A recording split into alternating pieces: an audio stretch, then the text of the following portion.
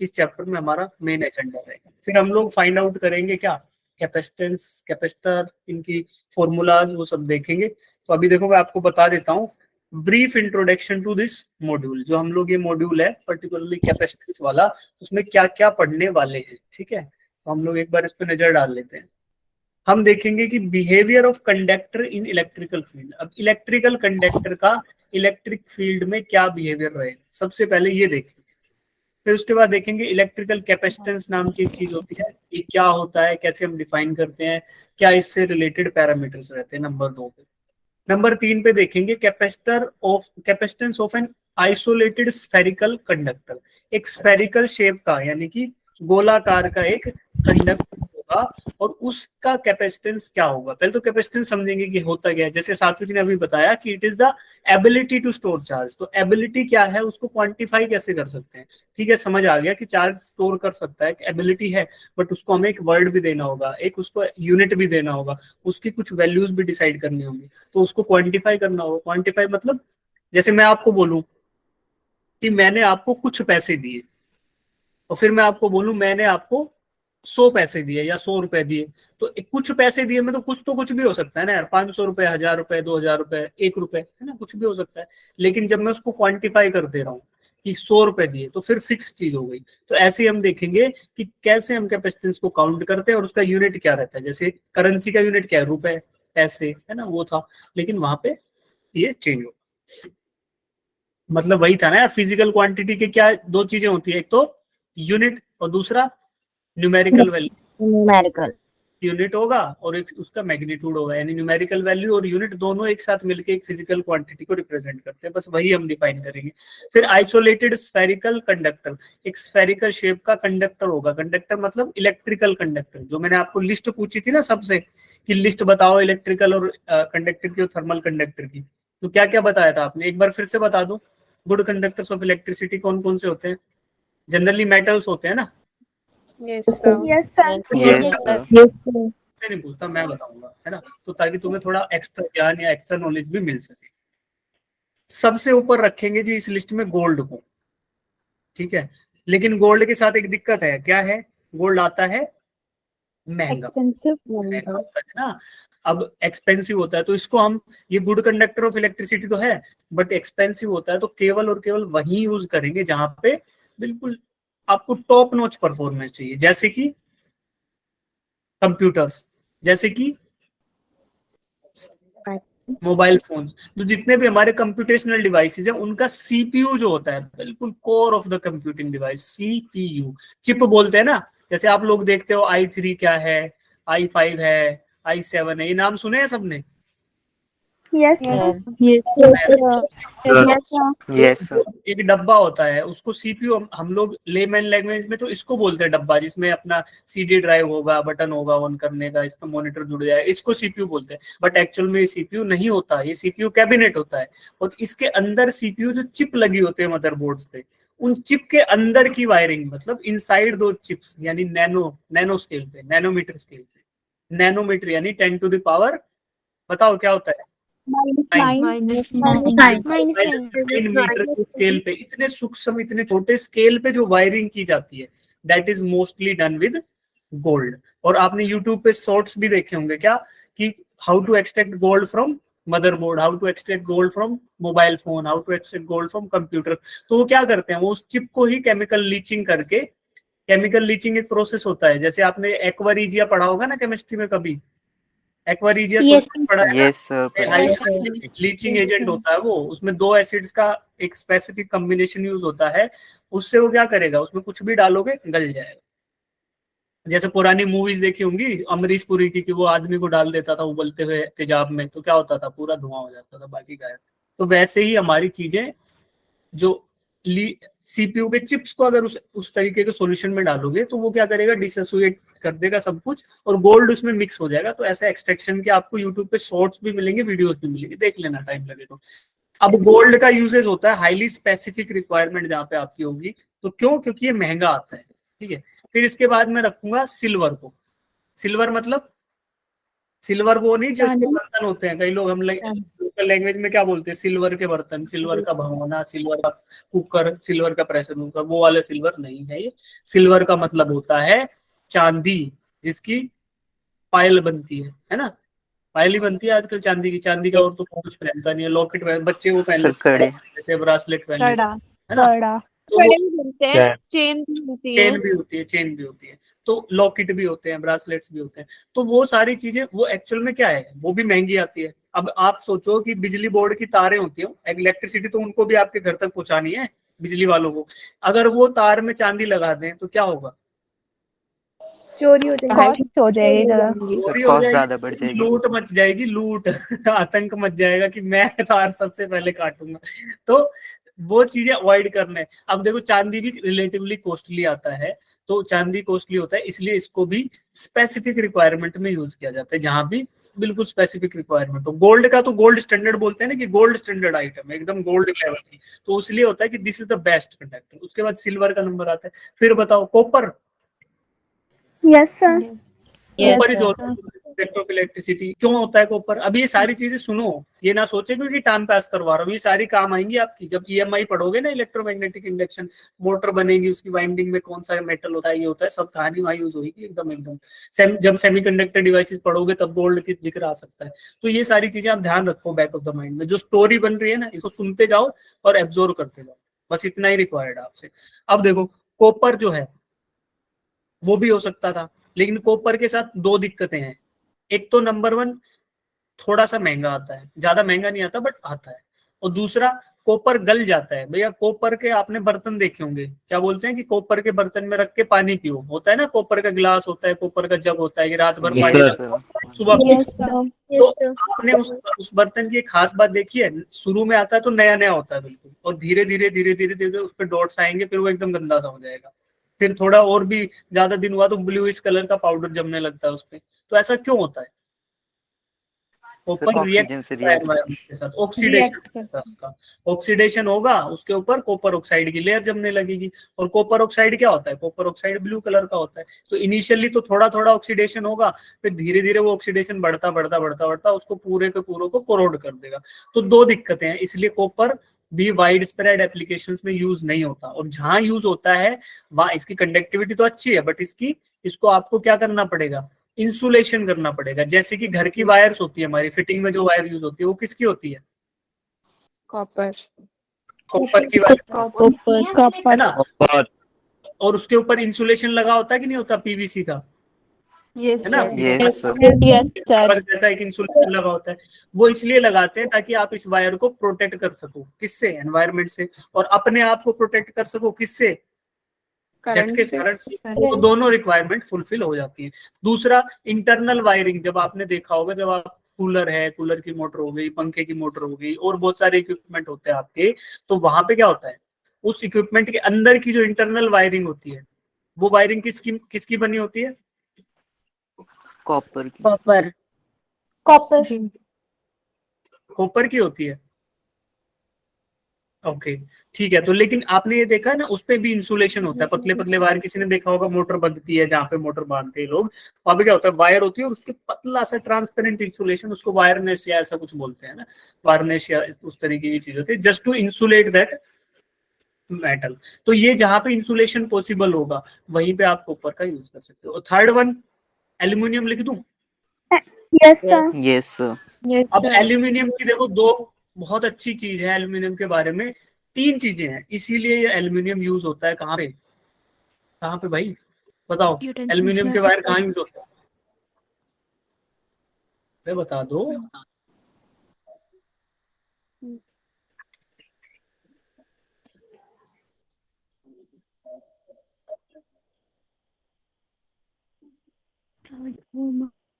खंबे पे भाई, खंबे पे यूज होता है, पोल पे, है ना, पोल्स, इलेक्ट्रिकल ट्रांसमिशन। जो हमारा डिस्कॉम्स होते हैं ना, डिस्ट्रीब्यूटर्स, इलेक्ट्रिसिटी के डिस्ट्रीब्यूटर्स होते हैं, जैसे आपके हमारे यहाँ पे हरियाणा बिजली वितरण निगम है, आपके वहाँ पे हिमाचल बिजली वितरण निगम होगा, तो आपके घर तक जो ट्रांसफार्मर से पहले वायर्स आती हैं, ऐसे 3-3 4-4 लाइनें खिंची रहती है, वो किसकी होती हैं? एल्यूमिनियम। एल्यूमिनियम। ऐसा क्यों होता है? एल्यूमिनियम। देखो इसकी तीन प्रॉपर्टी है, इसकी वजह से ये वहां तक पहुंच पाया। नंबर वन, इतना महंगा नहीं आता, कॉपर से सस्ता आता है, वो तो चलो है ही। उसके अलावा एक तो गुड कंडक्टर है, सबसे पहला गुड कंडक्टर ऑफ क्या, इलेक्ट्रिसिटी। हमें इलेक्ट्रिसिटी से ही मतलब है, वैसे ही गुड कंडक्टर ऑफ हीट भी है। तो इनकेस अगर वायर हीट भी होती है तो हीट भी वो अपनी छोड़ देगा एनवायरनमेंट में, वो भी इसका एडवांटेज है। नंबर 2 क्या है, खुद को सेल्फ प्रोटेक्ट करता है, ये खुद को सेल्फ प्रोटेक्ट करता है। कभी आपने देखा कि एल्यूमिनियम के वायर कभी भी बाहर पड़े हुए हैं लेकिन वो जंग ही नहीं खा रहे, कितने भी रखो एल्यूमिनियम वैसा रहेगा, इसलिए होता है। देखो मैं बता देता हूँ उसका रीजन भी, ये सिलेबस की बात नहीं। इसके ऊपर क्या होता है, ऑक्सीडेशन जैसी होती है ना, तो ऑक्सीडेशन के बाद इसके ऊपर एल्यूमिनियम ऑक्साइड की लेयर जम जाती है, और ये जो एल्यूमिनियम ऑक्साइड की लेयर है ना, ये फर्दर ऑक्सीडेशन को रोक देती है। पूरी एक लेयर बन गई तो सेल्फ प्रोटेक्टिंग हो गई है। अब बाहर से ऑक्सीजन आ रहा है, अंदर वाले एल्यूमिनियम पे रिएक्ट ही नहीं कर पा रहा, जो अंदर एल्यूमिनियम का वायर है उससे बाहर वाला ऑक्सीजन फिर रिएक्ट ही नहीं कर पा रहा। क्यों, एल्यूमिनियम ऑक्साइड की जो फर्स्ट लेयर बनी ना, उसने बाकी के वायर को बचा दिया। अब वो ना टूटेगा ना कुछ होगा, वो फर्स्ट लेयर इंटेक्ट रहेगी एज इट इज, तो उस पे बाहर से ऑक्सीजन आता रहे, कोरोजन हो ही नहीं रहा। तो सेल्फ प्रोटेक्टिंग प्रॉपर्टी है, तो इसलिए एक बार तार खींच गए तो खींचे रहेंगे 50 साल तक, कुछ नहीं बिगड़ेगा उस वायर का। दैट इज वाई एल्यूमिनियम आपके ट्रांसफार्मर और इलेक्ट्रिकल ट्रांसमिशन तक पहुंच पाया। और तीसरी चीज that is less important but also important, कि एल्यूमिनियम क्या होता है, वेट वाइज क्या होता है एल्यूमिनियम का वेट ज्यादा होता है कि लाइट वेट। लाइट वेट होता है, इसीलिए आप खंबे दूर दूर लगा सकते हो। अगर ये हैवी होता तो क्या करता, ऐसे वायर्स नीचे लटक जाते, फिर आपको क्या करना पड़ता, बीच में एक और पोल लगाना पड़ता था कि कम लगे। तो that is also very important property of aluminium. तो आपको थोड़ा बहुत एक्स्ट्रा ज्ञान मिल गया। बट हम लोग बात क्या कर रहे थे, गुड कंडक्टर्स ऑफ इलेक्ट्रिसिटी की। तो यही वो लिस्ट है गुड कंडक्टर ऑफ इलेक्ट्रिसिटी, जिनके अंदर हम खेलेंगे, यूज करेंगे वो बात। फिर वापिस आते हैं प्रिंसिपल ऑफ कैपेसिटेंस पे। प्रिंसिपल ऑफ कैपेसिटेंस को स्टडी करेंगे कि कैपेसिटेंस क्या चीज होती है, और उसके बारे में फर्दर स्टडी करेंगे, right. Capacitance of parallel plate capacitors, तो इसको पैरेलल प्लेट कैपेसिटर को शॉर्ट फॉर्म में बोलते हैं पीपीसी, ठीक है। बाकी सीरीज कॉम्बिनेशन देखेंगे, पैरेलल कॉम्बिनेशन देखेंगे, फिर energy stored in a capacitor, की आपने चार्ज स्टोर कर लिया तो उस चार्ज के साथ साथ there should be some energy stored. क्या बात कर रहे थे, पोटेंशियल एनर्जी, याद करो आपके स्कूल में पढ़ाया होगा बच्चों, और B6 वाले याद करो कि energy stored due to the configuration of the system. अब सोचो कि आप चार्ज स्टोर कर रहे हो कैपेसिटर के ऊपर, तो बाहर से वो चार्ज आके इकट्ठा होगा ना, तो वो एक कॉन्फ़िगरेशन बनाएगा, एक दूसरे के पास रहेगा, तो उसकी वजह से कुछ ना कुछ उसमें एनर्जी भी आएगी। तो वो एनर्जी हम देखेंगे कि क्या रहेगी। फिर देखेंगे कि पोलर मटेरियल क्या होते हैं, नॉन पोलर क्या होते हैं, ये बाद में देखेंगे। इसी के बाद डाइलेक्ट्रिक्स को स्टडी करेंगे, और फिर ये देखेंगे कि इस डाइलेक्ट्रिक को अगर पैरेलल प्लेट के बीच में फंसा दे तो उसका क्या डिफरेंस आएगा। और लास्ट में देखेंगे वेन डी ग्राफ जनरेटर, ये क्या चीज होती है, बड़ी तूफान चीज होती है, इसको देखेंगे लास्ट में। तो यही हमारा एजेंडा है इस पूरे के पूरे चैप्टर। इसके बाद इसके क्वेश्चंस करेंगे, तो आपको ब्रॉडर ओवरव्यू मिल गया। तो अब आज की क्लास में बिफोर प्रोसीडिंग एनी फर्दर, सबसे पहले हमें क्या करना है, behaviour of conductor in electrical. अब कंडक्टर आप समझ गए कि क्या होता है, गोल्ड हो गया, सिल्वर हो गया, कॉपर, एल्यूमीनियम। इसको हिंदी में बोलते हैं क्या, सुचालक, कि जिसमें इजीली फ्लो कर पाए क्या, इलेक्ट्रॉन्स। भैया जब इलेक्ट्रिसिटी की बात हो रही है तो क्या फ्लो करे, चार्ज, और चार्ज ही क्या होता है, इलेक्ट्रॉन। तो इलेक्ट्रॉन का फ्लो अगर इजीली पॉसिबल हो तो उसी को बोलेंगे गुड कंडक्टर ऑफ इलेक्ट्रिसिटी। और इसके 4 एग्जांपल आपको दिख रहे हैं, gold, silver, copper and aluminium. इसके अलावा बताओ सब लोग क्या क्या आपके दिमाग में आ रहा है इनके अलावा, सब लोगों को सुनाई दे जाएगा। आयरन, ठीक है, आयरन हो गया, लेड हो गया। इसके बाद ये ग्रेफाइट की भी आपको बताया होगा कि पेंसिल जो भी गुड कंडक्टर होती है। उसके अलावा स्टील हो गया। तो ब्रॉडली जितने भी लगभग मेटल होते हैं वो लगभग जिंक, सभी के सभी। जिंक तो एज ए इलेक्ट्रोड भी यूज किया जाता है ना, जिंक को एज ए कैथोड या एनोड के रूप में यूज किया जाता है बैटरीज के अंदर। अब देखो कंडक्टर को हिंदी में क्या बोला, सुचालक, हाँ ये यूज नहीं आएगा, वैसे बता दिया कि किसी बच्चे ने हिंदी में पढ़ाई करी हो अभी तक तो उनको थोड़ा कोरिलेशन हो जाएगा। ऐसे जैसे बोलते हैं ना, गुड कंडक्टर को सुचालक बोलते हैं और बैड कंडक्टर को कुचालक, जैसे कि अच्छी बातों को सुवचन बोलते हैं और बुरी बातों को कुवचन बोलते हैं, है ना, सुवचन कुवचन।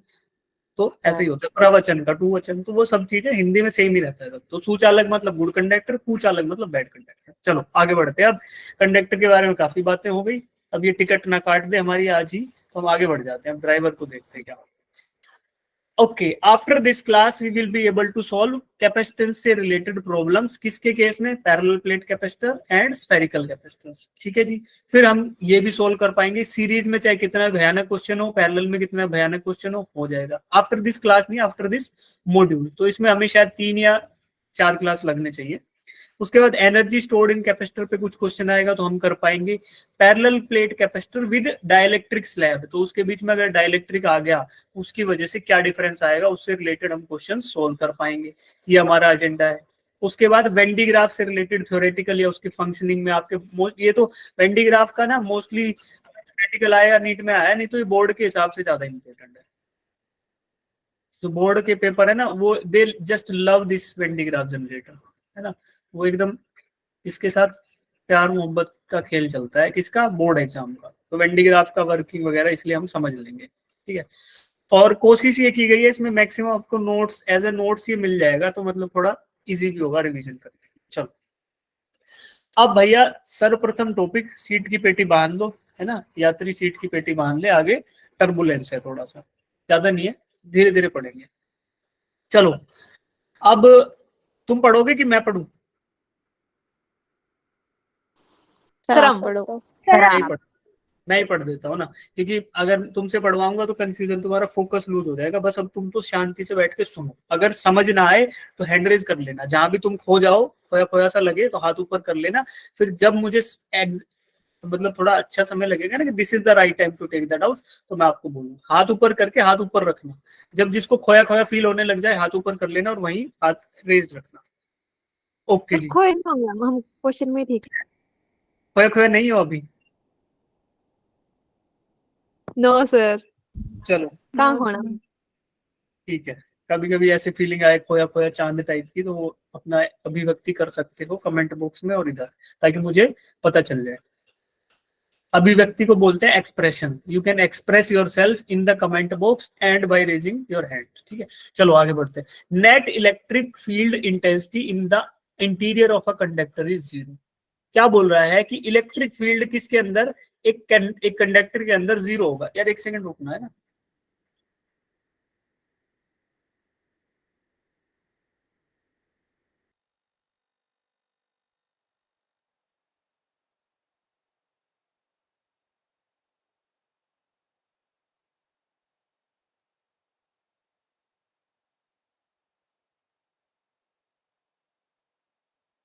चलो भाई सॉरी, एक बंदा आ गया था मेरे को डिस्टर्ब करने में, उसको बोला कि तक जाए यहाँ से। चलो, net electric field intensity in the interior of a conductor is 0। तो कंडक्टर की बात हो गई कि जिसमें फ्री इलेक्ट्रॉन्स हो, जिसमें फ्लो ऑफ इलेक्ट्रिसिटी पॉसिबल हो। तो क्या बता रहा था, देखो मैंने पहले आपको बताया था ना, जब हम लोग फर्स्ट पहले डिस्कस कर रहे थे कि व्हाट आर कंडक्टर्स, तो उस टाइम पे क्या बताया था कि कंडक्टर्स की एक खास प्रॉपर्टी होती है कि उनके अंदर फ्री इलेक्ट्रॉन्स होते हैं।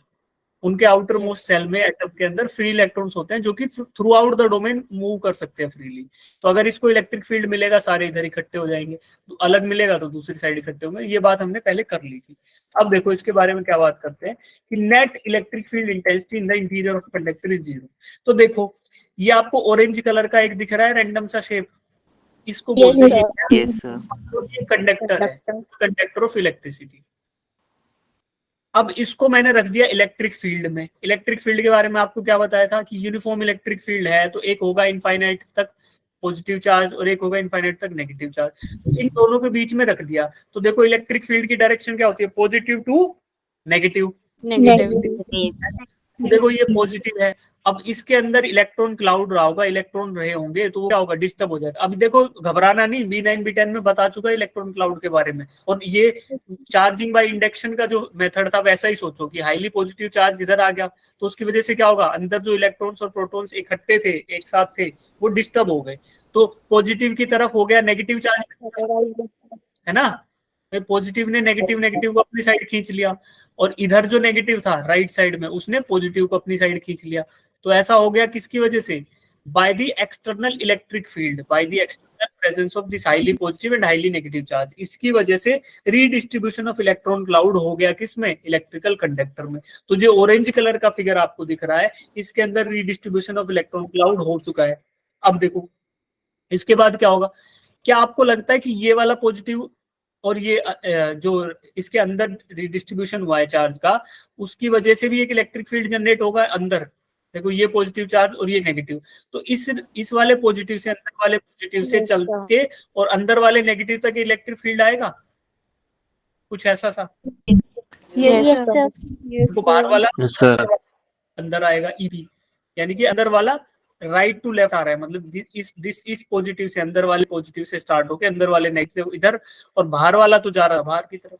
तो जो अंदर इसमें इलेक्ट्रिक फील्ड जनरेट होगा वो इक्वल होगा किसे, जो इसको एक्सटर्नल इलेक्ट्रिक फील्ड मिल रहा है। क्योंकि बच्चों देखो, अगर बाहर से ज्यादा इलेक्ट्रिक फील्ड मिलेगा उतना ही ज्यादा ये चार्ज कंसंट्रेशन बढ़ जाएगा। भाई जितना बाहर वाले इलेक्ट्रिक फील्ड की इंटेंसिटी बढ़ेगी उतना ही इधर चार्ज का कंसंट्रेशन बढ़ जाएगा, और वो बढ़ा हुआ चार्ज उतना ही अपोजिट डायरेक्शन में इलेक्ट्रिक फील्ड जनरेट करेगा। तो क्या होगा कुल मिला के कहानी की, जो बाहर वाला है और अंदर वाला दोनों मिलके क्या कर देंगे, एक दूसरे को कैंसिल आउट।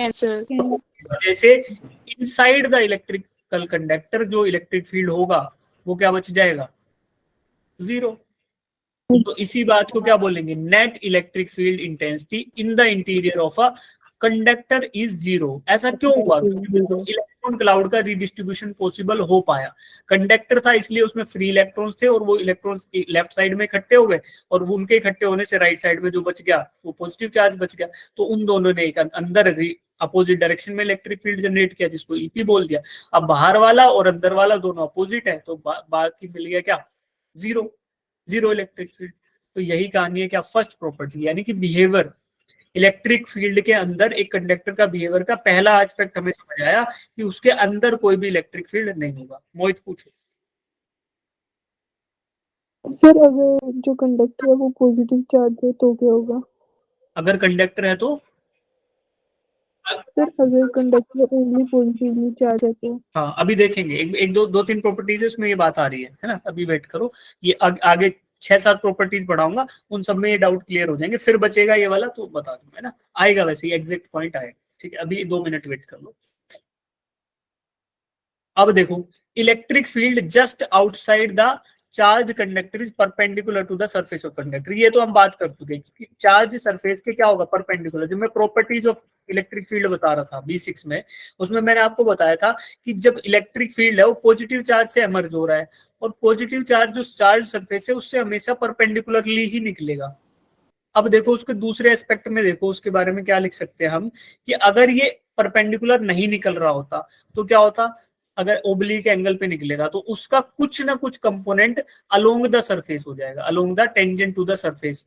अब उस केस की वजह से क्या होगा, यहाँ पे कोई इलेक्ट्रॉन रहेगा, उस इलेक्ट्रॉन पे क्या करेगा, ये इलेक्ट्रिक फील्ड फोर्स लगाएगा, तो इसके अंदर करंट रहेगा, भाई इलेक्ट्रिक फील्ड ऐसे इलेक्ट्रॉन्स ऐसे मूव करते रहेंगे ऐसे, तो वो तो पॉसिबल है नहीं।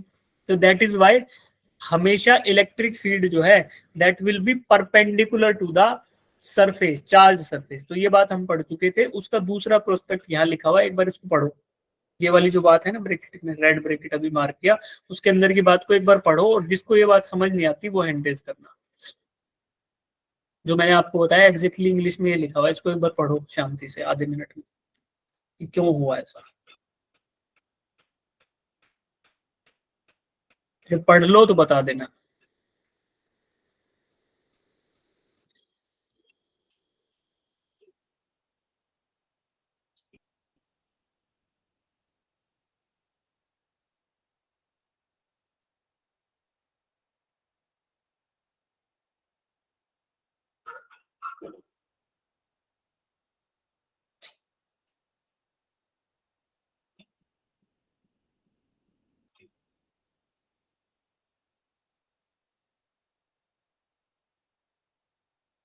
हाँ जी, पढ़ लिया।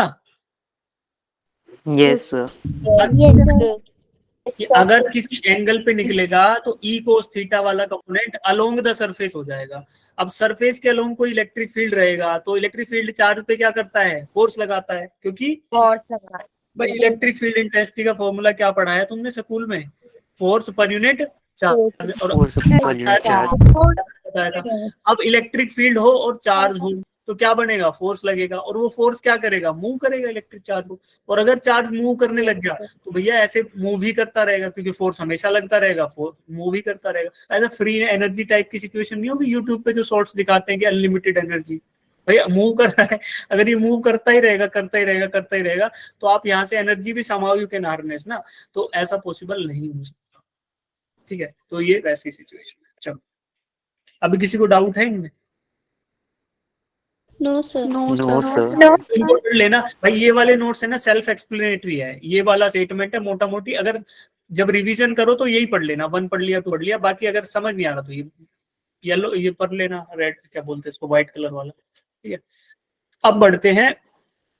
Net charge in the interior of a conductor is 0। एक चार्ज जो कंडक्टर है ना उसके इंटीरियर में कोई भी चार्ज जीरो नहीं होगा। 0 रहेगा। ऐसा क्यों होगा, देखो मान लो पॉजिटिव नेगेटिव चार्ज था, ठीक है, the charge is temporarily separated. जो नेगेटिव और पॉजिटिव चार्ज है इसको मैंने किसी बाहरी माध्यम से यानी बाहरी इलेक्ट्रिक फील्ड की वजह से इसको सेपरेट आउट कर रखा है, ठीक है, लेकिन total charge in the system is 0 अभी के लिए। क्या कर सकते हैं, अगर मैं सरफेस इंटीग्रल लूं, मैंने फाई कल बताया था ना, phi flux E dot ds is equal to Q by epsilon naught, तो इस ये वाला फॉर्मूला देखोगे तो इसमें सिंस E इज 0, अगर E 0 है भाई, E 0 है, तो अगर ये मैं बाहर एक सरफेस ले रहा हूँ, गॉसियन सरफेस मान लो, तो उसके थ्रू क्या होगा, उस गॉसियन सरफेस के अंदर नेट चार्ज 0 है, तो इलेक्ट्रिक फील्ड भी क्या होगा, 0 होगा। तो मुझे पता है कि इनसाइड द कंडक्टर 0 होता है, electric field inside the conductor 0 होता है, तो मैं बोल सकता हूँ सेफली कि भैया जो है net charge inside the conductor will be 0। तो अभी होल्ड करो, चौथा देखो, दोनों एक साथ समझ आएंगे। Charge always resides on the outer surface of a conductor. तो देखो ये वही कंडक्टर है हमारा, कंडक्टर मतलब कोई मेटल का टुकड़ा है, गुड कंडक्टर, चांदी का, लोहे का, सिल्वर का, जो समझना है समझ लो, गोल्ड लग रहा है ना थोड़ा चमकदार, तो गोल्ड मान लो। अब इस पे एक चार्ज था, इकट्ठा चार्ज जो आपको दिख रहा है, क्यों मैं लेके आया और मैंने ये चार्ज ट्रांसफर कर दिया इस पे, तो क्या होगा, जैसे ये चार्ज इस पे ट्रांसफर होगा, वो सारा का सारा चार्ज इसके आउटर सरफेस पे जाके स्प्लिट हो चला जाएगा। क्यों, क्योंकि पॉजिटिव चार्ज था और positive charge repel each other, तो सारे के सारे चार्ज आप आपस में रिपेल कर रहे होंगे। Also the charges are free to move inside the conductor, तो क्या करेंगे, they will try to expand as far as they can, तो जितना वो एक्सपेंड कर सकते हैं उतना दूर भागने की कोशिश करेंगे, बट उनकी मजबूरी है, वो कंडक्टर को छोड़ के जा नहीं सकते, तो उसके बाहरी सतह पर इकट्ठे हो जाएंगे, अंदर उसके अंदर कोई चार्ज नहीं बचेगा। अब देखो ये डॉटेड रेड कलर का लाइन दिख रहा है आपको, ये वाला जो अभी ड्रॉ हुआ है, डॉटेड, ये है गॉसियन सरफेस।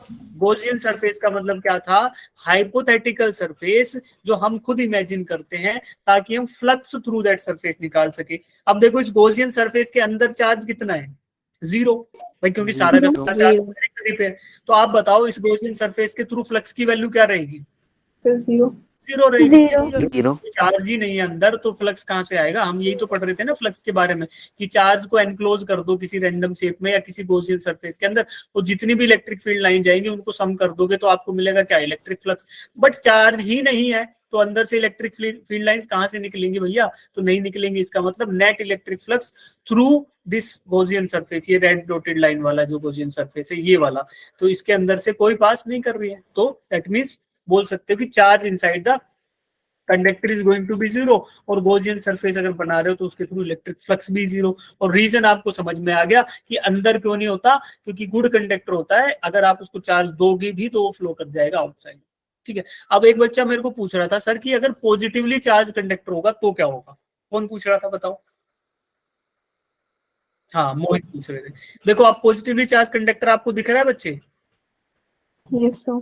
अब आप बताओ कि अब इसमें क्या होगा, अब इसमें इलेक्ट्रिक फील्ड कहाँ आएगा, अंदर आएगा क्या भाई, गॉसियन सरफेस ये बन गया, अंदर है ही नहीं, अगर होता तो इसके थ्रू कोई तो फ्लक्स होता ना, क्योंकि चार्ज होना चाहिए अंदर, और चार्ज 0 तो मतलब electric field intensity 0 through this Gaussian, इसका मतलब अंदर इलेक्ट्रिक फील्ड नहीं है। तो अब क्या होगा, अब बाहर इलेक्ट्रिक फील्ड होगा भाई, ये पॉजिटिव चार्ज है, ये क्या करेगा, पॉजिटिव चार्ज से एमर्ज होगा बाहर की तरफ इलेक्ट्रिक फील्ड, तो ऐसे इलेक्ट्रिक फील्ड बनाएगा। अंदर क्या होगा, अंदर कुछ नहीं होगा। क्यों नहीं होगा, क्योंकि आपने सरफेस ड्रॉ किया और उस सरफेस के अंदर चार्ज क्या है, 0, क्योंकि इनसाइड चार्ज रिसाइड नहीं कर सकता, it will try to be on the periphery, that is why ना अंदर इलेक्ट्रिक फील्ड होगा, ना अंदर चार्ज होगा, और ना ही उसकी वजह से कोई भी इलेक्ट्रिक पोटेंशियल होगा। ठीक है, पोटेंशियल डिफरेंस नहीं होगा बेसिकली, वो भी पढ़ेंगे, प्रॉपर्टी है उसको देखते हैं। तो अब आपको समझ आ गया होगा कि क्या है। अब इन दोनों प्रॉपर्टीज में किसी को डाउट? No sir. अब देखो, नो सर। अब देखो जिनको समझ नहीं आया, थोड़ा थोड़ा बहका बहका सा धुआं धुआं सा समझ आया, मेरे भरोसे पे मान ले रहे हो कि आ गया, वो लोग एक काम करो, ये दोनों के दोनों प्रॉपर्टीज, ठीक है, दोनों के दोनों प्रॉपर्टीज को 3.0 से पढ़ना स्टार्ट करो, यहाँ से और यहाँ तक पढ़ो, और साथ में फिगर देखते रहना जब as and when required. 1 minute का टाइम लो और समझो उसको।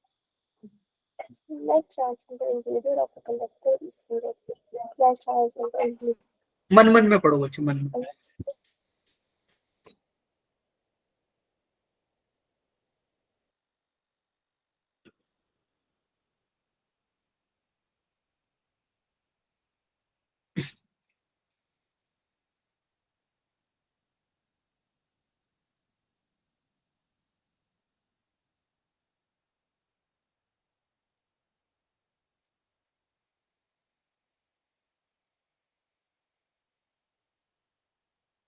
सभी लोग पढ़ेंगे भाई, टाइम वेस्ट करने के लिए हम लोग क्लास में आते नहीं। अगर आपने 1 घंटा दिया है फिजिक्स की क्लास के लिए, तो उसको पूरा डेडिकेटेड होके पढ़ो, है ना, ड्यूअल माइंड मत रहो। पढ़ना है, क्लास में आना है, तो फिर पूरा संपूर्ण पूरी एनर्जी पूरा टाइम इधर डेडिकेट करना है ना, तो पूरा फायदा होगा तुमको। जहां से पढ़ के जाओगे पूरा याद रहेगा। आधे अधूरे मन से सुनोगे, फिर धुआं धुआं चीजें याद रहेंगी, फिर दोबारा पढ़ने बैठोगे सब नया नया लगेगा। ऐसा नहीं करना, ध्यान से सुनो ताकि आपको याद रहे। और आपकी उम्र में तो याददाश्त अच्छी होती है, जो एक चीज एक बार सुन ली वो याद रह जाती है। बहुत सारे बच्चों की तुम्हारी ये आदत होगी कि सर जो स्कूल में पढ़ा दिया बस उसी से जीवन यापन हो रहा है, हमारा तो लाइफ उसी के हिसाब से चल रही है। कितने बच्चे ऐसे जिनकी 10वीं तक का जीवन इस प्रकार बीत गया कि सर जो स्कूल में पढ़ा दिया उसके भरोसे ही अपनी जिंदगी बीत गई। काफी होंगे, ईमानदारी से हाथ ऊपर करो। ऐसे बच्चे जिनका अभी तक का जो पढ़ाई का सफर है वो बस स्कूल के भरोसे ही चल रहा था कि ठीक है सर घर आके तो क्या ही पढ़ते थे हम। हाँ, संख्या होती है, बहुत लोग होते हैं ऐसे। तो हम लोगों को क्या करना है, हमें क्लास में तो अच्छे से सुनना ही है, और 11th और 12th और स्पेशली हमारी नीट की तैयारी रिक्वायरमेंट रखती है कि आफ्टर क्लास जो नोट्स दिए जा रहे हैं बच्चों उनको रिवाइज करो, है ना। देखो इसको बनाने में कितनी मेहनत लगती होगी, तो इसको तो कहीं से लिया था मैंने थोड़ा बहुत डेटा, उसके बाद खुद भी इसको एडिट किया, काफी किया, तो इसमें टाइम लग जाता है। आपके लिए करते हैं सारा काम ना। ध्यान से पढ़ा करो, नोट्स पढ़ा करो, रिवाइज किया। चलो पढ़ लिया होगा। अब 5th पॉइंट देखते हैं। डाउट है किसी को? No sir. No sir. अच्छी बात है, आपको समझ आ रहा है। देखो, equipotential electric potential is constant for entire conductor. किसी भी कंडक्टर के अंदर इलेक्ट्रिक पोटेंशियल क्या होगा? कांस्टेंट होगा। तो आपको क्या बताया था? देखो हम लोग इलेक्ट्रिक पोटेंशियल पढ़ रहे थे, उसका मतलब क्या था? ई डॉट डी आर, ये हमने एक फॉर्मूला देखा था।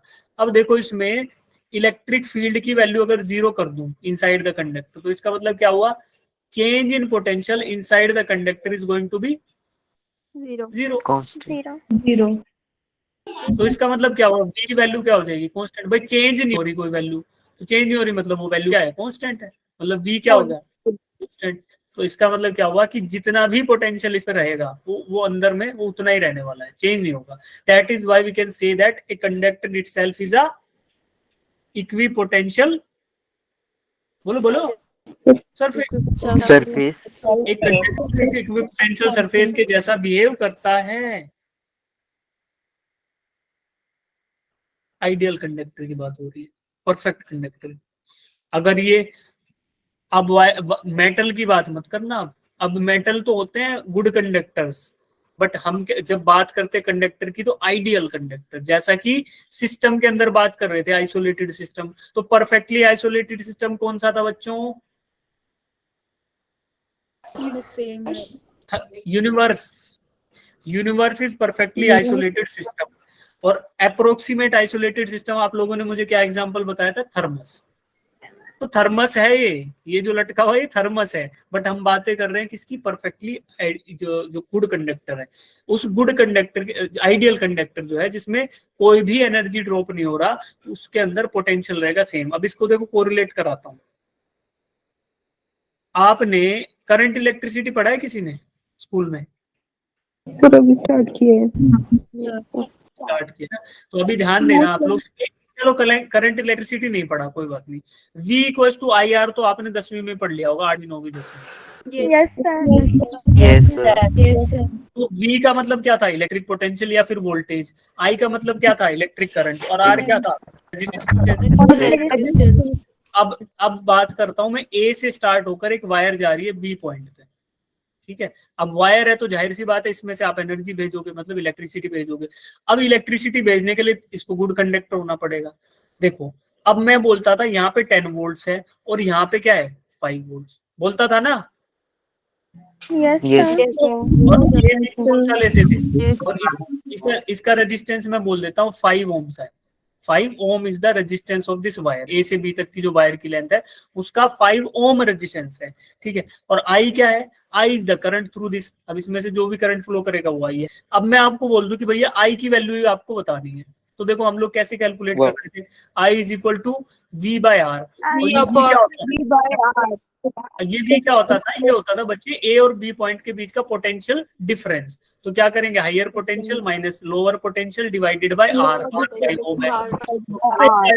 इसका मतलब क्या है आंसर मेरा, 1 एम्पियर। 1.1 1 एम्पियर करंट आया। ये कहानी सबको याद आ गई होगी। अब देखो, ये गुड कंडक्टर था ना, ये वायर तो गुड कंडक्टर थी नहीं थी। Yes, sir.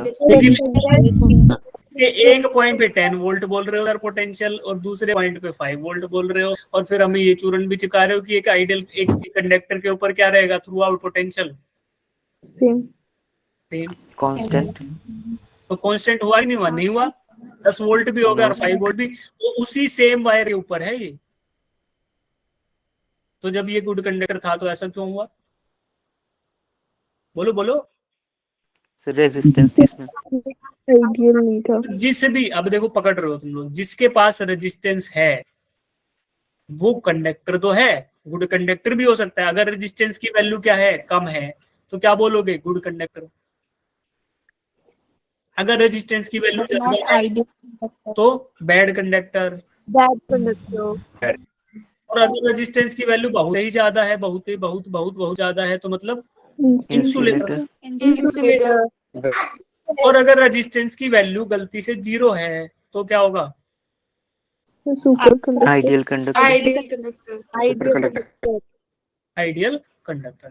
तो जो आइडियल कंडक्टर होगा, तो देखो इस फॉर्मूला में वैल्यू 0 रख के देख लो, ठीक है। इधर 0 रख दो, आई की रेजिस्टेंस की वैल्यू 0 रख दी, तो वोल्टेज डिफरेंस क्या हो गया, 0 हो गया। तो 10 वोल्ट यहाँ 10 ही निकलेगा। तो जिस ऐसा रेजिस्टेंस जिसका 0 रेजिस्टेंस हो, ऐसा कंडक्टर, उसको आइडियल कंडक्टर बोलेंगे। और उसके दोनों छोर पे क्या रहेगी, 10 वोल्ट ही रहेगी। बात होगी क्लियर 9वीं 10वीं के हिसाब से। Yes. Yes, sir. अब जब हम बात कर रहे हैं ना ये वाली प्रॉपर्टी की, electric potential is constant for the entire conductor, यहाँ पे हम बात कर रहे हैं आइडियल की। तो ये आइडियल ही ऐसा है जिसके अंदर इलेक्ट्रिक फील्ड नहीं होगा, आइडियल ही ऐसा है जिसके ऊपर पोटेंशियल डिफरेंस नहीं। अब आपको बातें समझ आ गई और कोरिलेट भी होगा। अब किसी को डाउट है इन 5वीं प्रॉपर्टी में, दूसरी तीसरी तक? No, sir. No, sir. No, sir. Surface charge distribution में भी डिफरेंट एट डिफरेंट पॉइंट्स। तो एक अगर आपको हाँ जी मोहित। सर हम उसमें पोटेंशियल डिफरेंस जो होगा वो सेम लेके फिर 0 हो जाएगा, तब भी तो वो कांस्टेंट ही होगा। पोटेंशियल डिफरेंस सेम लेकर क्या हो जाएगा, सर जैसे आपने 10 वाला एग्जांपल दिया, अगर पोटेंशियल दोनों जगह 10-10 होगा तो भी तो 0 ही हो जाएगा एंड कांस्टेंट हो जाएगा। फिर रेजिस्टेंट क्यों कांस्टेंट लिया? हाँ हो जाएगा, बिल्कुल हो जाएगा। आप बोल रहे हो ना कि अगर हम इंटेंशनल, ये देखो क्या बोल रहे हैं, ये बोल रहे हैं कि सर आपने जानबूझकर 10 वोल्ट और 5 वोल्ट दिया, ठीक है। अगर मैं 10 वोल्ट और 10 वोल्ट ही दे दूं, ऐसा बोल रहे हो ना, फिर चाहे रेजिस्टेंस कितना भी रहे, चाहे 100 ओम ले लो, तो क्या होगा, यही बोल रहे हो ना आप। Yes, sir. तो इससे क्या बोलना चाह रहे हो, अब क्या करूं, अब क्या सर, निकालूं? सर फिर आपने आई तो 0 आएगा यार, इसमें पोटेंशियल डिफरेंस ही नहीं, करंट कहां से है, रेजिस्टेंस से रिलेशन ही नहीं बन रहा। तो आप बोल रहे हो वो ये इक्विपोटेंशियल हो गया, फिर ये तो आप जानबूझ के रख रहे हो ना इक्विपोटेंशियल, यहाँ पे 10 वोल्ट और 10 वोल्ट। तो फ्लो ही नहीं करा रहे, करंट ही जीरो हो गया, करंट जीरो हो गया तो फिर वो कंडक्टर कैसा जिसमें करंट ही फ्लो नहीं कर रहा। तो वो लिमिटिंग कंडीशन है उस चीज की, वो लिमिटिंग कंडीशन को हम लोग टच नहीं करें, इसको बताएंगे बाद में, बता दूंगा कभी कि एक्चुअल में हो क्या रहा है। जब हम अंदर जाएंगे ना इसके, जब आपने रजिस्टिविटी पढ़ी होगी, थोड़ा और डीप में जाते हैं इस टॉपिक के, फिर आपको बताऊंगा कि क्या क्या यहाँ पे हो सकता है। ठीक है, तो अभी के लिए होल्ड कर लो इसको, मेरे को याद आ जाएगा ये आपका डाउट, कोई दिक्कत नहीं। ठीक है, यहाँ पे तो हमने बाहर से ही उसको ऐसा एनवायरनमेंट दिया। अब आप बोलोगे कि ये हम लोग जब पढ़ते थे ना करंट को, तो हम किससे कोरिलेट करते थे? वाटर के फ्लो से, है ना, वाटर के फ्लो से कोरिलेट करते थे। अब आप बोल रहे हो कि पानी फ्लो नहीं कर रहा सर, इस लेवल से आपको इसी लेवल पे ले जाना, तो फ्लो कैसे करेगा भाई? पानी हमेशा ऊपर से नीचे की तरफ फ्लो करता है। That is why potential energy higher potential से लोअर पोटेंशियल पर ही चीज फ्लो कर सकती है। अगर आपने किसी ऑब्जेक्ट को mgh हाइट ले रखी है, ठीक है, mgh उसको पोटेंशियल एनर्जी दे रखी है, अब वो नीचे गिरेगा तो लोअर वैल्यू पे ही जाएगा, यानी mgh डैश पे अगर जा रहा है तो इस केस में h should be greater than h dash, तभी ये फ्लो करेगा, नहीं तो नहीं करेगा। तो सेम बात है, अगर आप उनको सेम हाइट पे रख दोगे और फिर गिरने का इंतजार करोगे तो नहीं गिरेगा भाई। तो वो आप एक्सटर्नल स्टिमुलस उसको ऐसा दे ही नहीं रहे, आप उसको पोटेंशियल डिफरेंस दे ही नहीं रहे, तो फिर आप उसको कैटेगराइज ही नहीं कर सकते कि वो पोटेंशियल, वो इंसुलेटर है कि वो कंडक्टर है। जैसे कि तब तक बिजली के प्लग में किसी चीज को लगा के और टच करके नहीं देखोगे, तब तक कैसे पता चलेगा कि बिजली करंट लग रहा है कि नहीं लग रहा है ना। तो कुछ वैसा सा सीन है। अब छठी प्रॉपर्टी देखते हैं, सरफेस चार्ज डिस्ट्रीब्यूशन में भी डिफरेंट एट डिफरेंट पॉइंट्स।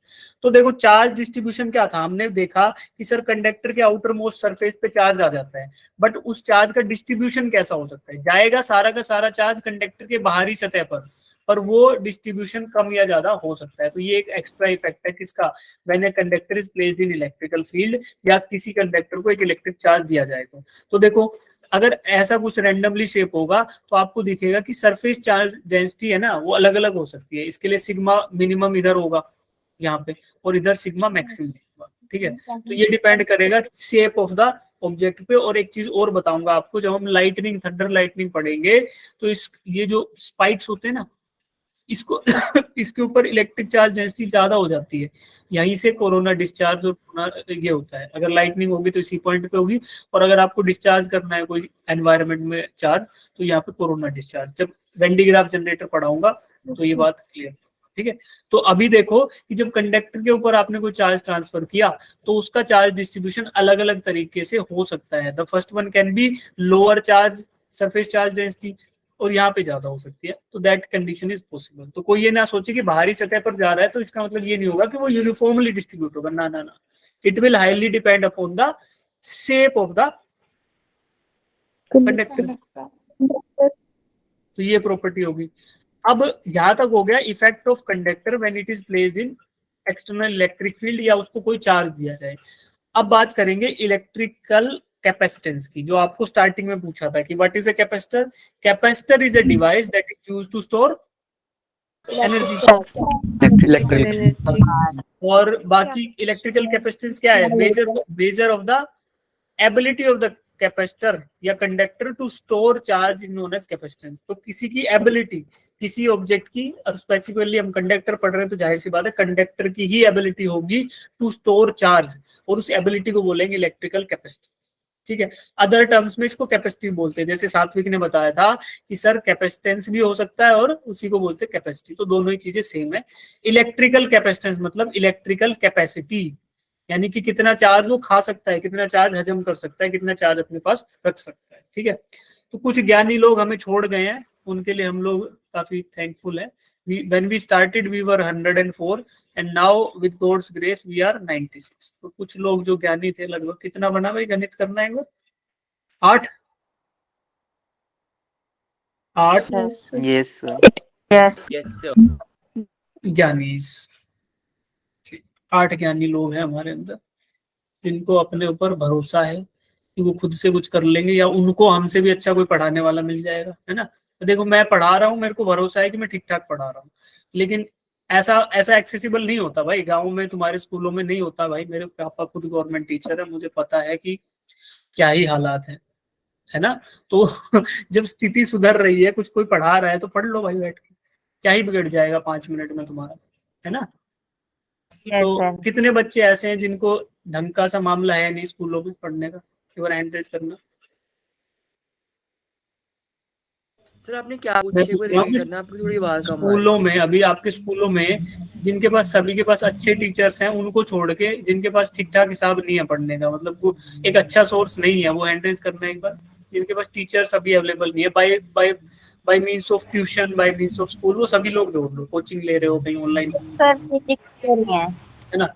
तो वो इश्यू आ जाता है। तो देखो अभी हमारे बीच में 18-20 बच्चे तो ऐसे हैं जिनको दूसरा सोर्स ही नहीं है ना।